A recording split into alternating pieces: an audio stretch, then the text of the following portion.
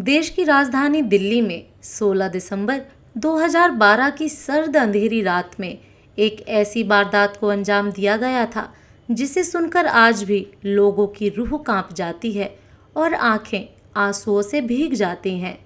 एक चलती बस में 23 साल की मासूम सी लड़की के साथ 6 हैवानों ने दरिंदगी की सारी हदें पार कर दी थी।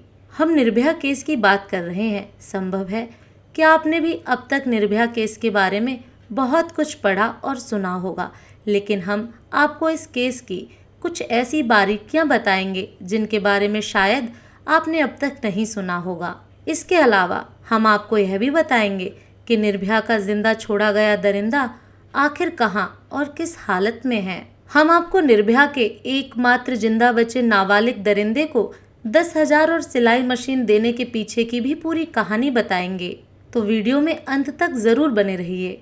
ध्यान दीजिए कि हमारा मकसद केवल व्यूज और लाइक्स हासिल करना नहीं है, बल्कि आपको सही और निष्पक्ष जानकारी देना है। तो चलिए बिना किसी देरी के वीडियो को शुरू करते हैं। इस कहानी की निर्भया का जन्म 10 मई 1990 को दिल्ली में हुआ था। वह अपने 3 भाई बहनों में सबसे बड़ी थी और परिवार की इकलौती बेटी भी थी। निर्भया के माता पिता ने बेटे बेटियों में बिना कोई भेदभाव किए निर्भया को भी अच्छी शिक्षा दी थी और निर्भया को भी बराबरी का मौका दिया था। निर्भया बचपन से ही पढ़ाई में काफ़ी तेज थी और वह हमेशा अपने परिवार वालों की उम्मीदों पर खरे उतरते हुए आगे बढ़ना जारी रखती है। आगे की पढ़ाई करते हुए वो मेडिकल फील्ड में आने का फैसला करती है और फिजियोथेरेपी कोर्स में एडमिशन लेते हुए काफ़ी अच्छे मार्क्स के साथ फिजियोथेरेपी की डिग्री भी हासिल कर लेती है। जब ये घटना घटी थी तब निर्भया फिजियोथेरेपी की ही इंटर्नशिप कर रही थी। बात 16 दिसंबर 2012 की है। दिन रविवार था। छुट्टी का दिन होने की वजह से निर्भया अपने एक दोस्त अवनिंद्र प्रताप पांडे के साथ फिल्म देखने जाने का प्लान बनाती है। अवनिंद्र प्रताप पांडे पेशे से सॉफ्टवेयर इंजीनियर है और वो उत्तर प्रदेश के गोरखपुर के रहने वाले हैं। उन दिनों सिनेमा घरों में आमिर खान की फिल्म तलाश लगी हुई थी। फिल्म की काफ़ी चर्चा थी, इसलिए निर्भया अपने दोस्त के साथ तलाश फिल्म देखने का प्लान बनाती है और ये दोनों पब्लिक ट्रांसपोर्ट से फिल्म देखने के लिए PVR select city walk Saket चले जाते हैं। जब ये लोग सिनेमा हॉल तक आते हैं तो वहाँ काफ़ी भीड़ होती है और इन्हें फिल्म का टिकट नहीं मिल पाता है, इसलिए दोनों तलाश फिल्म देखने की बजाय लाइफ ऑफ पाई नाम की फिल्म देखने का फैसला करते हैं। इवनिंग शो में लाइफ ऑफ पाई देखने के बाद निर्भया और पांडे अपने अपने घर जाने के लिए ऑटो का इंतजार करने लगते हैं। वैसे तो वो रात बहुत ज्यादा नहीं हो रही थी, फिर भी ठंड ज्यादा होने की वजह से ऑटो बहुत कम आ रहे थे और जो जा भी रहे थे वो मीटर की बजाय मुंह मांगी कीमत पर जाने की बात कर रहे थे। कुछ देर की जद्दोजहद के बाद एक ऑटो वाला मिलता है जो इन्हें लेकर जाने को तैयार हो जाता है, मगर वो इन दोनों को मुनिरका बस स्टैंड तक ही लाने के लिए राजी होता है। ये दोनों सोचते हैं कि मुनिरका से बस लेकर द्वारका तक चले जाएंगे, इसलिए दोनों ऑटो से चलकर मुनिरका बस स्टैंड तक आ जाते हैं। मुनिरका बस स्टैंड आने के बाद ये दोनों थोड़ी देर इंतजार करते रहते हैं, मगर इन्हें अपने डेस्टिनेशन तक जाने के लिए सही सवारी नहीं मिलती है। हालांकि जब रात के लगभग 9:30 बज रहे होते हैं तभी एक सफेद कलर की काले शीशे वाली बस वहां से गुजरती है। बस के गेट से एक लड़का चिल्लाते हुए इन लोगों से पूछता है कि कहाँ जाना है। जवाब में निर्भया का दोस्त कहता है द्वारका। बस वाला कहता है कि हम भी वहीं जा रहे हैं। इसके बाद निर्भया अपने दोस्त के साथ इसी बस में बैठ जाती है। जब निर्भया और उसके दोस्त बस के अंदर आते हैं तो देखते हैं कि बस के अंदर 3 और सवारी हैं, इसलिए ये दोनों भी निश्चिंत होकर बस में बैठ जाते हैं। बस के अंदर मौजूद एक लड़का इन दोनों से मुनिरका से द्वारका तक जाने के लिए 10-10 रुपए भी ले लेता है। हालांकि जब ये दोनों टिकट मांगते हैं तो वो बदतमीजी करने लगता है। बस वालों द्वारा टिकट न देना उन दिनों कोई नई बात नहीं थी, इसलिए दोनों खामोश होकर बस के अंदर ही बैठ जाते हैं और अपनी मंजिल पर पहुंचने का इंतजार करने लगते हैं। मगर किसे मालूम था कि उनका इंतजार बस इंतजार बनकर ही रह जाएगा। कुछ देर तक तो बस अपने रास्ते पर आगे बढ़ती रही, मगर थोड़ी देर के बाद ड्राइवर बस को निर्धारित रूट से हटाकर दूसरे रास्ते पर मोड़ देता है। इस बात का अंदाजा होते ही निर्भया का दोस्त तुरंत बस के अंदर मौजूद लोगों से इस पर सवाल करना शुरू कर देता है। इस सवाल का सही ढंग से जवाब देने की बजाय बस का दूसरा स्टाफ निर्भया के दोस्त के साथ बदतमीजी करने लगता है और उसे पूछने लगता है कि तुम दोनों आखिर कौन हो और इतनी रात में अकेले क्या कर रहे थे। जब निर्भया और उसके दोस्त बस के अंदर गए थे तब इन लोगों ने देखा था कि 3 बस स्टाफ के अलावा 3 लोग पैसेंजर सीट पर बैठे हुए थे। उन्हें लगता है कि वो तीनों पैसेंजर ही हैं, मगर थोड़ी ही देर बाद साफ हो जाता है कि वो तीनों पैसेंजर नहीं बल्कि बस स्टाफ के ही साथी हैं। अब ये सभी 6 लोग मिलकर निर्भया के दोस्त के साथ बदतमीजी करने लगते हैं और उसे उकसाना शुरू कर देते हैं। जब निर्भया का दोस्त जवाब देने लगता है तो इस पर बस के अंदर मौजूद भी सभी उसके साथ हाथापाई करने लगते हैं और उसे मारना शुरू कर देते हैं। पहले तो वो निर्भया के दोस्त को लात घूंसों से मारते हैं और फिर इसी लड़ाई के दौरान एक लड़का बस के अंदर इस्तेमाल होने वाली एक बड़ी सी लोहे की रॉड निकालता है और उसके सर पर दे मारता है। इस कारण निर्भया का दोस्त वहीं पर बेहोश होकर गिर जाता है। अब आगे निर्भया के साथ रूह कपा देने वाली दरिंदगी का सिलसिला शुरू होता है। निर्भया के दोस्त को मारने पीटने के बाद जब ये लोग देखते हैं कि वो लड़का बेहोश हो गया है तो अब ये सभी निर्भया को खींचते हुए बस की पिछली सीट पर ले जाते हैं। अब यहाँ जो कुछ भी निर्भया के साथ होता है उसे हम शब्दों में भी बयान नहीं कर सकते। बस चलती रहती है और निर्भया के साथ दरिंदगी अंजाम दी जाती रहती है। ये सिलसिला 2-2.5 घंटे तक चलता रहा। इस दौरान बस के बगल से कई बार पुलिस की गाड़ी भी गुजरती है। बस खुद भी कई थानों के बगल से गुजरती है, मगर कोई भी इस बस को रोकता नहीं है और बारी बारी से बस के अंदर मौजूद सभी 6 दरिंदे निर्भया के शरीर को नोचते रहते हैं, क्योंकि निर्भया का दोस्त सर पर हुए लोहे की रॉड की वार की वजह से बेहोश हो गया था, इसलिए वो निर्भया की मदद करने की स्थिति में नहीं था। 6 लोगों के साथ लड़ना अकेले निर्भया के लिए संभव नहीं था। फिर भी निर्भया अपनी पूरी हिम्मत लगाते हुए उन दरिंदों के साथ लड़ती है और बाद में हुए खुलासे के मुताबिक 3 में से 6 दरिंदों पर वो कई बार करती है। औरों को वो काटकर बचने की भी कोशिश करती है, मगर अफसोस ऐसा हो नहीं पाता है। जब उन सभी दरिंदों का मन भर जाता है तो ये सभी मिलकर निर्भया को बस के बाहर फेंककर उसे कुचलते हुए एक्सीडेंट का रूप देने का प्लान बनाते हैं। मगर उससे पहले ये लोग मिलकर तय करते हैं कि निर्भया का दोस्त भी मर जाना चाहिए, इसलिए एक बार फिर से निर्भया के दोस्त के सर पर दोबारा लोहे की रॉड से वार किया जाता है और फिर दोनों को चलती बस से फेंक दिया जाता है। बस से फेंकने से पहले इन दोनों के कपड़े भी वो दरिंदे उतार लेते हैं और इनके पास मौजूद मोबाइल समेत दूसरे सभी सामान लूट लेते हैं।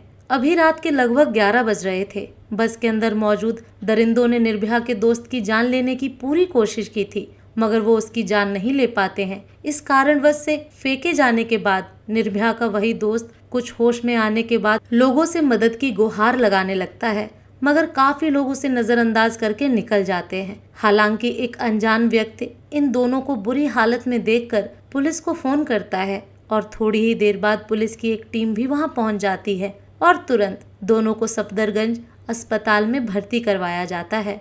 निर्भया के साथ कितनी बर्बरता की गई इसका अंदाजा आप इस बात से लगा सकते हैं कि निर्भया की आंत बाहर निकल चुकी थी, बेतहासा ब्लीडिंग हो रही थी, पूरा शरीर चूर चूर हो चुका था और उसके शरीर के अंदर लोहे की रॉड डाली गई थी। निर्भया की स्थिति को देखते हुए तत्काल ही इलाज शुरू कर दिया जाता है। हालत इतनी ज्यादा गंभीर हो चुकी थी कि तुरंत ही उन्हें वेंटिलेटर सपोर्ट की जरूरत पड़ती है। कुछ ही घंटे बाद निर्भया के साथ हुई दरिंदगी की खबर मीडिया के जरिए देश दुनिया में भी फैलनी शुरू हो जाती है और जब लोग निर्भया के साथ हुई बर्बरता की कहानी सुनते हैं तो लोग गुस्से से भर जाते हैं। लोग प्रशासन और सरकार के खिलाफ सड़कों पर उतरकर विरोध प्रदर्शन करना शुरू कर देते हैं। साथ ही साथ लोग जल्द से जल्द अपराधियों की गिरफ्तारी की भी मांग करने लगते हैं। देखते ही देखते यह विरोध प्रदर्शन आंदोलन का रूप ले लेता है और देश भर में निर्भया के समर्थन में प्रदर्शन शुरू हो जाते हैं। लोग देश भर में निर्भया के लिए दुआ करना भी शुरू कर देते हैं, मगर निर्भया की हालत अस्पताल में दिन प्रतिदिन बिगड़ती चली जाती है।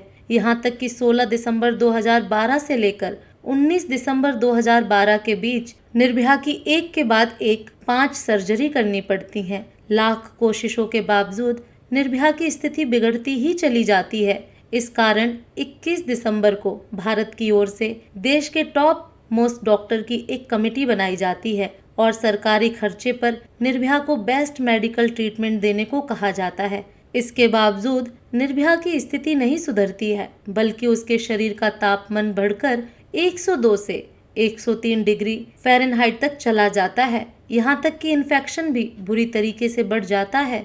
इधर सड़कों पर लोगों का हुजूम निर्भया के लिए आवाज बुलंद कर रहा था, तो उधर डॉक्टर जी जान लगाकर निर्भया को बचाने की कोशिश कर रहे थे, मगर स्थिति बिगड़ती ही जा रही थी। इसी के बाद तत्कालीन प्रधानमंत्री मनमोहन सिंह के नेतृत्व में 26 दिसंबर को एक कैबिनेट मीटिंग बुलाई जाती है और उसमें फैसला किया जाता है कि निर्भया को वर्ल्ड के बेस्ट ऑर्गन ट्रांसप्लांट हॉस्पिटल में भेजा जाएगा। इसी के बाद निर्भया को सिंगापुर के माउंट एलिजाबेथ हॉस्पिटल में एयरलिफ्ट करके भेजने की तैयारी शुरू हो जाती है।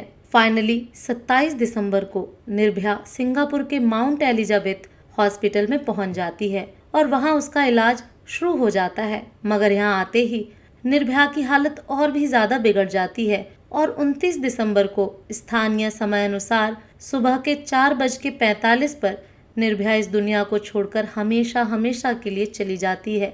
निर्भया की मौत के बाद उसके शव को वापस दिल्ली लाया जाता है और कड़ी सुरक्षा के बीच निर्भया का अंतिम संस्कार कर दिया जाता है। निर्भया के दोस्त को कुछ दिनों के इलाज के बाद अस्पताल से डिस्चार्ज कर दिया जाता है। इधर निर्भया का इलाज चल रहा था, उधर ग्राउंड लेवल पर दिल्ली पुलिस काम करते हुए अपराधियों को गिरफ्तार करने में लगी हुई थी। इस घटना की रिपोर्टिंग के 24 घंटे के अंदर ही अंदर दिल्ली पुलिस ने कई सस्पेक्ट को गिरफ्तार कर लिया था। सीसीटीवी के जरिए दिल्ली पुलिस बस की भी पहचान कर लेती है और उसके आधार पर सबसे पहले उस बस के ड्राइवर राम सिंह को गिरफ्तार कर लेती है और फिर राम सिंह के बयान के आधार पर एक के बाद एक कुल 6 अपराधियों को गिरफ्तार किया जाता है। गिरफ्तार अपराधियों में 30 साल का राम सिंह, 26 साल का उसका भाई मुकेश सिंह था जो राजस्थान का रहने वाला था। इसके अलावा पुलिस ने 20 साल के विनय शर्मा को भी गिरफ्तार किया था जो एक असिस्टेंट जिम इंस्ट्रक्टर था। इसके अलावा 19 साल के पवन गुप्ता को भी गिरफ्तार किया था जो एक फल बेचने वाला था। इन दोनों की गिरफ्तारी बिहार और यूपी से हुई थी, जबकि छठे अपराधी को पुलिस ने उत्तर प्रदेश के बदायूं से गिरफ्तार किया था।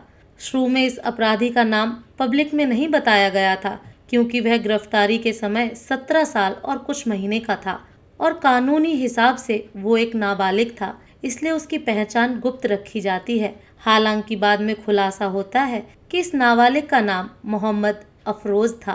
अफरोज को आनंद विहार टर्मिनल से गिरफ्तार किया गया था। इसके अलावा पुलिस ने अक्षय ठाकुर नाम के 28 साल के लड़के को भी गिरफ्तार किया था जो बिहार के औरंगाबाद का रहने वाला था। ये सभी अलग अलग बैकग्राउंड के थे और इन लोगों की कुछ ही दिन पहले दोस्ती हुई थी और घटना वाली रात ये लोग पार्टी करने के मूड में ही घर से निकले थे। ये सभी मिलकर बहुत सारी शराब और खाने पीने की चीजें बस में भर लेते हैं और शिकार की तलाश में बस लेकर निकल जाते हैं। बहुत कम लोग जानते होंगे कि निर्भया को अपना शिकार बनाने से पहले इन लोगों ने बस के अंदर 35 साल के रामधीर सिंह नाम के एक कॉर्पोरेटर को पैसेंजर बनाकर पहले बस में बैठाया और फिर उससे पैसे और मोबाइल लूटकर उतार दिया था। रामधीर सिंह इस लूट की जानकारी पास से गुजर रहे पुलिस वाले को भी देते हैं, मगर वो पुलिस वाले रामधीर सिंह की बातों को नजरअंदाज कर देते हैं। शायद उस समय पुलिस वाले रामधीर सिंह की कंप्लेन को सीरियसली ले लेते तो इतना बड़ा हादसा होने से रुक सकता था, मगर उन्होंने कुछ नहीं किया। सभी अपराधियों की गिरफ्तारी के बाद सबसे पहले उनकी एक आइडेंटिफिकेशन परेड कराई जाती है और फिर निर्भया का दोस्त उन सभी 6 अपराधियों की पहचान कर लेता है। फिर इन लोगों पर मामला दर्ज करते हुए आगे की कार्रवाई शुरू होती है। मामले की सुनवाई चल ही रही होती है कि 11 मार्च 2013 को निर्भया केस के प्रमुख आरोपियों में से एक राम सिंह तिहाड़ जेल में सुसाइड कर लेता है।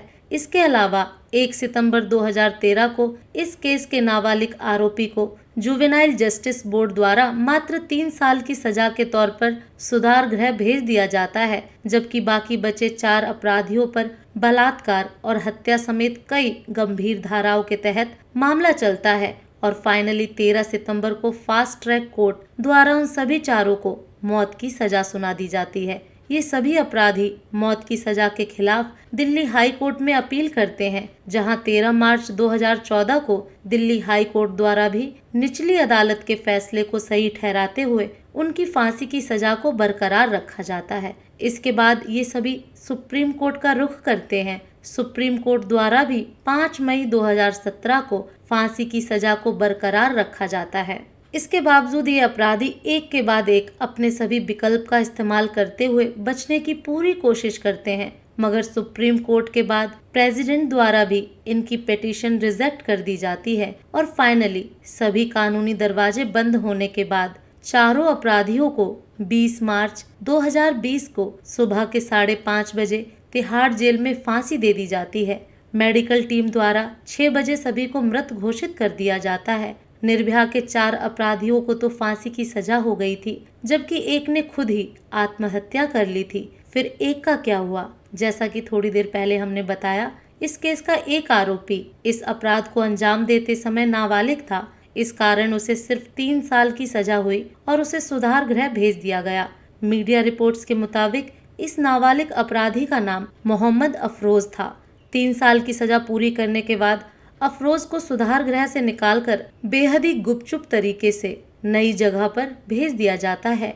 मीडिया रिपोर्ट्स के मुताबिक अफरोज को नए सिरे से जिंदगी की शुरुआत करने के लिए 10,000 और एक सिलाई मशीन भी दी जाती है, ताकि वो बतौर टेलर काम करके अपनी जिंदगी गुजारे। फिलहाल अफरोज कहाँ रह रहा है, इस बात की जानकारी आधिकारिक तौर पर किसी को भी नहीं है, क्योंकि देश के कानून के मुताबिक नाबालिग अपराधी की सुरक्षा करना भी कानून की ही जिम्मेदारी है। इस पर क्या ही कहा जाए।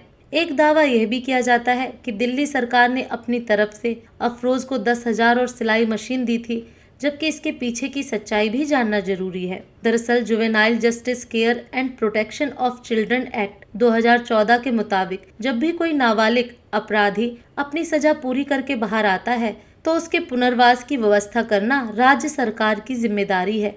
ये कानून केंद्र सरकार द्वारा ही बनाया गया है। यहाँ तक कि जब एनडीए सरकार के दौरान इस कानून में संशोधन किया गया, तब भी इस प्रावधान को हटाया नहीं गया। इस कारण ही निर्भया के छठे और एकमात्र जिंदा बचे अपराधी को पुनर्वास के लिए आर्थिक मदद और कथित तौर पर सिलाई मशीन दी गई थी। हम यहाँ कोई राजनीति नहीं कर रहे हैं, बल्कि आपको सही जानकारी दे रहे हैं। इस खबर के बाहर आने के बाद लोगों का गुस्सा इसलिए भी बढ़ गया था क्योंकि कथित तौर पर निर्भया के साथ सबसे ज्यादा जुर्म इसी नाबालिग अपराधी ने किया था और इसे ही छोड़ दिया गया। एक और बात आप भी शायद जानते होंगे, दुनिया इस केस को निर्भया के नाम से जानती है और कई महीनों तक किसी को निर्भया का असली नाम मालूम नहीं था। इसकी वजह यह भी थी, भारतीय कानून के हिसाब से बलात्कार पीड़ित की असली पहचान जाहिर करना गैर कानूनी है। इस कारण इस लड़की को तब मीडिया ने निर्भया और दामिनी जैसे नाम दिए थे। मगर कानून में यह भी प्रावधान है कि अगर विक्टिम के माता पिता या परिवार वाले चाहें तो वो अपनी इच्छा से उसकी पहचान जाहिर कर सकते हैं।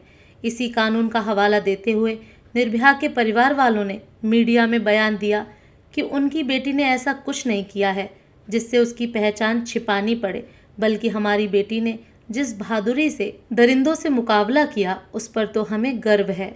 फिर निर्भया के पिता ने मीडिया से आगे बात करते हुए अपनी बेटी का असल नाम बताया था। हमारी इस कहानी की निर्भया का असल नाम ज्योति सिंह था। इस कामना के साथ कि ज्योति की आत्मा को शांति मिले, हम कहानी यहीं पर खत्म करते हैं। दोस्तों, आपके अनुसार देश में बलात्कार के मामलों को कम करने के लिए सरकार को क्या कदम उठाने चाहिए? कमेंट बॉक्स में ज़रूर बताएं। इस वीडियो को लाइक करते हुए शेयर भी करें ताकि जानकारी दूसरे लोगों तक भी पहुंच सके।